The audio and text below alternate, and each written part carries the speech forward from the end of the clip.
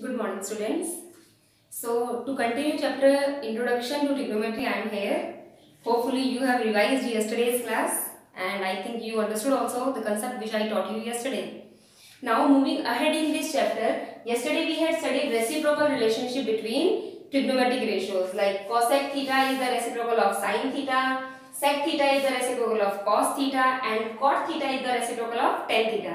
यहाँ से with the help of this concept we have one more relation. हमें एक relation और तो मिलती है ना, shifted that side. Then can we say that cosec theta multiplied by sin theta gives you 1? याद है, if we multiply a number by its reciprocal then answer is always 1. अगर आप किसी भी नंबर को उसके reciprocal से multiply करते हैं then answer is always 1. In the same way, अगर हम किसी भी एक trigonometric ratio को उसके reciprocal से multiply करेंगे then answer is always 1. This concept will be useful for you in your upcoming exercises. Similarly, sec theta multiplied by cos theta also gives you 1. And cot theta multiplied by tan theta gives you 1. As I told you, cosec theta is the reciprocal of sin theta. Then can we say that sin theta is also reciprocal of cosec theta? Both are correct. ठीक है ना? Now moving ahead to next relation. Next relation is quotient relationship between trigonometric ratios. Tan theta can be written as sin theta upon cos theta. As I told you in our previous class also, tan theta जो अपने पास tan theta का formula आया था perpendicular upon base, वो कहाँ से आया था? When we have divided trigonometric ratio sin theta by cos theta. तो आपको पता है आपने कल फॉर्मूला पढ़ा था tan theta, मैंने आपको कहा divide sin theta by cos theta. So yesterday we had studied formula for sin theta is perpendicular upon hypotenuse. Upon formula for cos theta is base upon hypotenuse. It will be cancelled out. We will get perpendicular upon base. That means tan theta is the ratio of sin theta and cos theta. We can say, okay. So tan theta can be written as sin theta upon cos theta. Then what can we write cot theta as? As we know that cot theta is the reciprocal of tan theta. जब cot theta tan theta का reciprocal है तो जो tan theta की value का आप जब reciprocal करेंगे then we will get cot theta. So cot theta बन गया cos theta upon sin theta. These relations will also be used in your upcoming classes. तो आपको ये चीजें ध्यान रखनी है. ये तो बात हुई relations की, okay? जो इनके बीच में आपस में relations है. कल आपने टॉपिक वाला रिवाइज किया ही होगा. We have 6 trigonometric ratios sin theta, cos theta, tan theta, cosec theta, sec theta and cot theta. Theta stands for an angle here. Angle के लिए आप थीटा, अल्फा, बीटा, गामा कुछ भी रिप्रेजेंट कर सकते हैं. Now today in today's class we will study how to find out these 6 trigonometric ratios in a triangle. Okay, suppose it is given that a triangle ABC, it is a right angle triangle in which AB is given 4 centimeter, AC is given 5 centimeter. In a right angle triangle, two sides are given to us. Now question is find sin C, cos C, tan A and sec A. Regarding angles we discussed yesterday only. Suppose if we are working in angle C, then which side is considered as perpendicular? Side which is in front of this angle C. Angle C के सामने वाली side. That means for angle C, AB is perpendicular, BC is base and hypotenuse is as usual longest side. Then for angle A के सामने side आ रही है BC. So for angle A, BC is perpendicular, AB is base and hypotenuse is same. So for finding any of the trigonometric ratio on priority basis, we need to find out all the 3 sides of a right angle triangle. सबसे पहले ये जो काम आपको करना है वो ये करना है कि तीनों sides का पता होना आपको जरूरी है. If you need to find out any of the trigonometric ratio. And how to find out side in a right angle triangle? With the help of Pythagoras theorem. So we'll apply Pythagoras theorem in triangle ABC. By Pythagoras theorem, hypotenuse AC square is equal to AB square plus BC square. Now keep the values which are known to us. AC is equal to 5 centimeters, so 5 whole square. AB is equal to 4, तो आपने 4 रख दिया. and BC we need to find out. So BC square will remain as it is. Now solve it. 5 square is 25, 4 square 16 will go that side, minus 16 equals to BC square. From here we'll get BC square is equal to 25 minus 16, 9, and BC is equal to square will be transposed to right side, it will convert to under root. So what will come here? Under root 9, and plus minus is must, you know very well, because 9 is the square of 3 as well as minus 3. But we know that side can't be negative, side negative नहीं हो सकती. So BC is equal to 3 centimetre. So किसी भी trigonometric ratio की value find करने से पहले foremost काम यही है 10th क्लास कि तीनों साइड्स का पता होना जरूरी है. If two sides are given to us, then with the help of Pythagoras theorem we can find out third side जो हमने फाइंड कर ली, which is equal to 3 centimetre. अब आपको कोई सा भी रेशियो पूछा गया आप बहुत ही इजीली फाइंड कर लेंगे, because we know that these trigonometric ratios are the ratios of sides of a right angle triangle. First of all we will find out sin C. Sin C, formula for sin is, we know that yesterday I told you that trick Pandit Badri Prasad हर हर बोले सोना चांदी तोले, तो वहां से formulas आपने learn कर लिए होंगे. Formula for sine is perpendicular upon hypotenuse. So sin C, angle का जरूर ध्यान रखना, angle is C, that means we have to work in this angle, angle C के लिए. For this angle C, perpendicular is AB upon hypotenuse is AC. Now keep their values. AB is 4 upon AC is 5.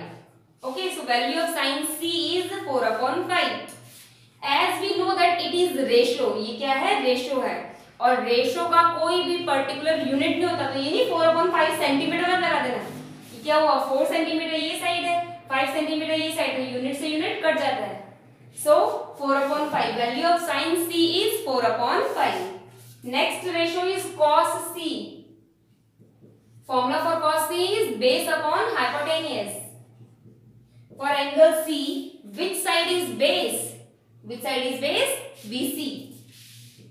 Upon hypotenuse is again same, longest side of right angle triangle AC. Now keep their values. BC is 3 and AC is 5. So हमने देखा कि अगर तीनों sides अपनों को पता है तो आप कोई सा भी रेशियो फाइंड आउट कर सकते हैं, इधर फॉर एंगल C और फॉर एंगल A. इन दोनों एक्यूट एंगल्स के लिए ही आएंगे रेशियो, राइट एंगल के लिए कोई रेशियो फाइंड करना नहीं आएगा. Now proceeding further, 10A. अब ये वाला एंगल आ गया. For this angle, for angle A, we know that formula for 10A is perpendicular upon base. अब बताइए for angle A which side is perpendicular? BC. Angle A के सामने side कौन सी आ रही? BC. So BC is perpendicular upon base is AB. So BC is 3 upon AB is 4. So 10A, value of 10A is 3 upon 4. Sec A. Sec A, formula for sec A is hypotenuse upon base. For sec A, for this angle hypotenuse is same AC upon base is, for angle A, base is AB.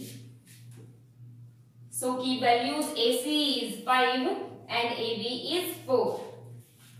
So in this example we have learnt how to find out trigonometric ratios if any two sides of a right angle triangle are given to us. Third side हम find कर लेंगे with the help of Pythagoras theorem. उसके बाद आपको formulas learn होने चाहिए और ध्यान ये रखना है कि in which angle we are working. हम इस एंगल में वर्क कर रहे हैं तो परपेंडिकुलर क्या है, बेस क्या है. अगर आप इस वाले एंगल में वर्क कर रहे हैं तो परपेंडिकुलर और बेस क्या है. इन चीजों का आपको ध्यान रखना पड़ेगा और कोई दिक्कत है ही नहीं. Okay, now look at this next example. In triangle PQR, right angled at Q, if cos R is given 5 upon 13. अब यहाँ देखिए इस एग्जांपल में और प्रीवियस एग्जांपल में क्या डिफरेंस था. In that previous example, two sides were given to us. अपनों को दो साइड दी गई थी. यहाँ आपको कोई सी भी साइड गिवन नहीं है. Now if कोई सी भी साइड गिवन नहीं है तो प्रॉब्लम है, हम कैसे फाइंड करेंगे.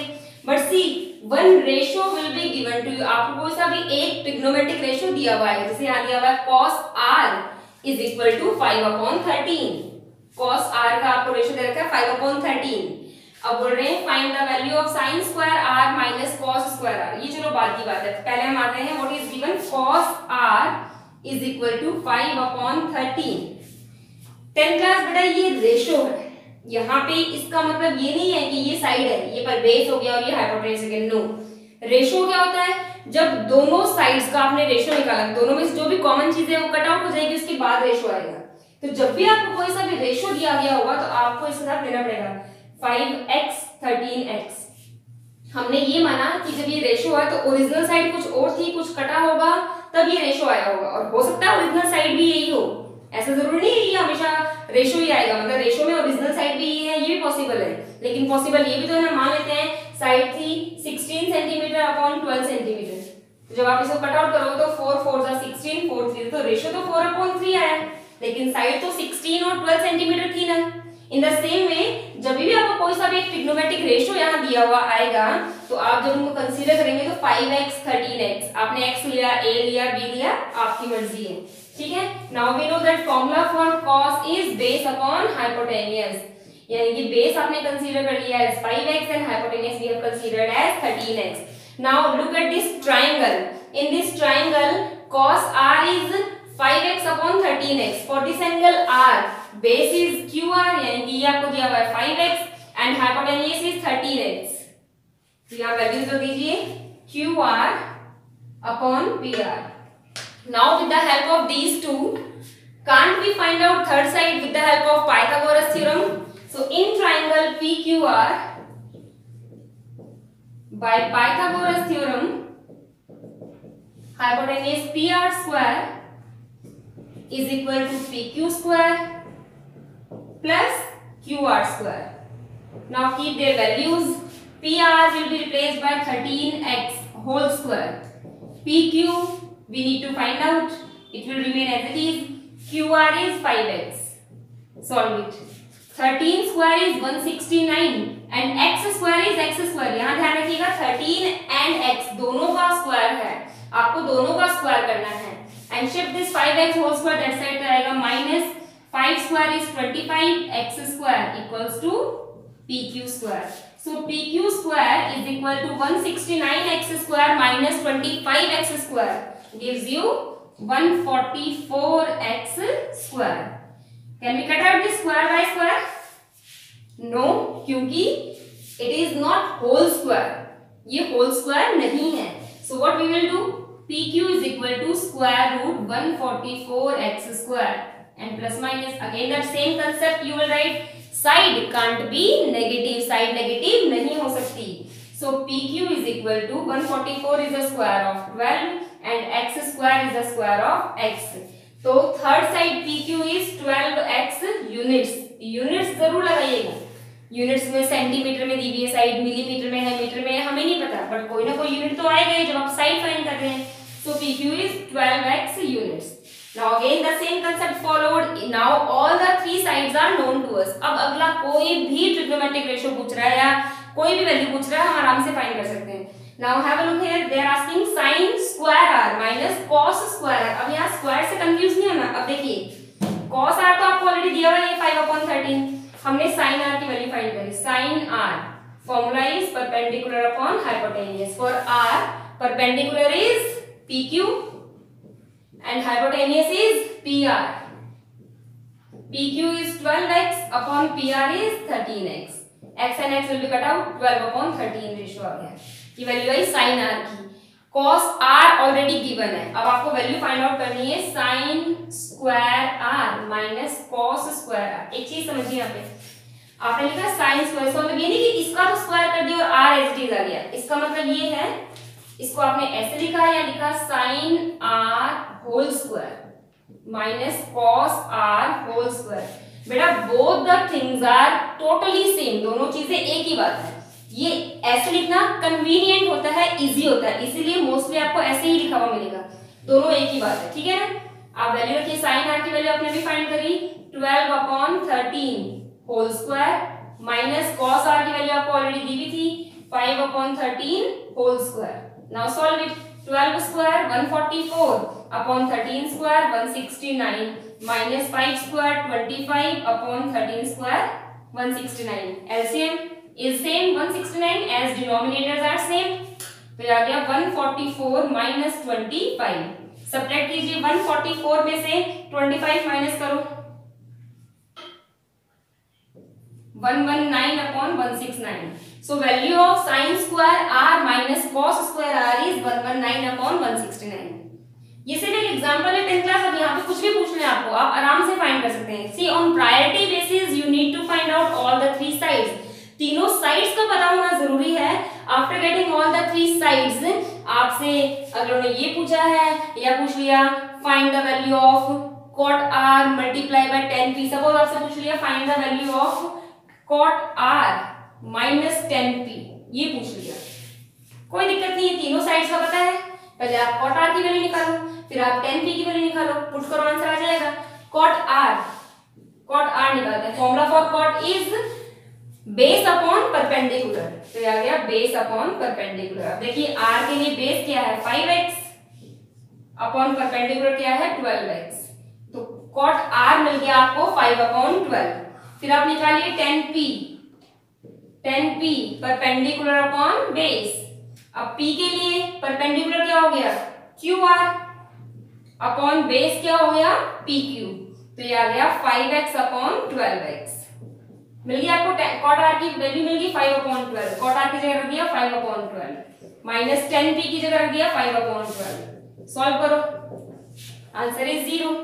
तो आई मीन टू से तीनों साइड निकलने के बाद अगले ने किसी भी चीज की वैल्यू पूछी है, किसी रेशियो की वैल्यू पूछी है या उन रेशियोज को मल्टीप्लाई कर दिया, ऐड कर दिया, सब्ट्रैक्ट कर दिया, स्क्वायर कर दिया, क्यूब कर दिया, आप आराम से उसको सॉल्व कर सकते हैं। सपोज मैंने यहाँ बोला आपको find the value of sine square R plus cos square R, अब क्या करते हैं आप वही वैल्यूज रखी, यहाँ प्लस कर दिया, यहाँ प्लस कर दिया, प्लस किया, प्लस किया, प्लस किया। 144 प्लस 25 169 अपॉन 169 काट के आ गया 1।